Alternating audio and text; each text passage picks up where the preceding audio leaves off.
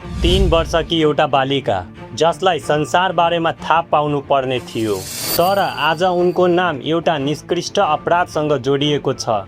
नमस्कार जनतामा, बाराको जितपुर सिमरामा भएको यो घटना एउटा प्रश्न छोडेको छ। हाम्रा बालबालिका वास्तवमा कति सुरक्षित छन्? 3 वर्षीय गरिमा चौधरी अगस्त 16 मा घरबाट हराएकी थिइन्। परिवारले उनको खोजी सुरु गर्यो, तर केही दिनपछि उनको शव जितपुर सिमराको भक्तिनगर क्षेत्रमा रहेको एउटा खाली घरमा भेटियो। प्रहरीको प्रारम्भिक अनुसन्धानले उनीमाथि बलात्कारपछि हत्या भएको देखाएको छ। यस घटनामा प्रहरीले 2 जनालाई पक्राउ गरेको छ। प्रहरीको प्रारम्भिक अनुसन्धान अनुसार बालिकालाई चकलेटको प्रलोभन देखाएर लगिएको बताएको छ। यी सबै प्रहरी अनुसन्धानका प्रारम्भिक विवरण हो। अन्तिम सत्य अदालत पूर्ण अनुसन्धानबाट स्थापित हुन बाँकी छ। तर यो घटना केवल एउटा अपराधको घटना होइन, यो हाम्रो समाजको लागि एउटा चेतावनी हो। तर अब केवल हामीले दोषी खोजेर कथा सकायो भने के त्यसले अर्को घटना रोक्छ? सरकारको जिम्मेवारी केवल घटना भएपछि पक्राउ गर्नु हो कि बालबालिका हराउँदा छिट्टो खोजी गर्ने प्रणाली, जोखिममा रहेका स्थानीय निगरानी, स्थानीय प्रहरीको क्षमता लगायत समुदायमा चाइल्ड सेफ्टी अवेरनेस र पीडित परिवारलाई सहयोग गर्ने व्यवस्था पनि सरकारको जिम्मेवारी हो। तपाईलाई थाहा छ, पछिल्लो वर्ष 2025 का रिपोर्ट अनुसार धनुषा जिल्लामा कुल 224 बलात्कारको घटना भएको छ।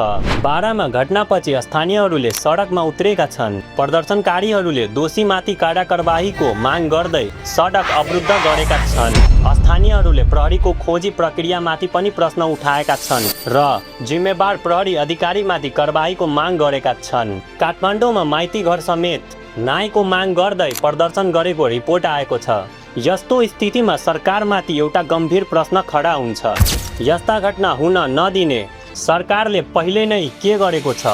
किनकि अपराध भएपछि अपराधीलाई पक्राउ गर्नु आवश्यक छ, तर अपराध हुनु अघि रोक्नु त्यो अझ ठुलो जिम्मेवारी हो।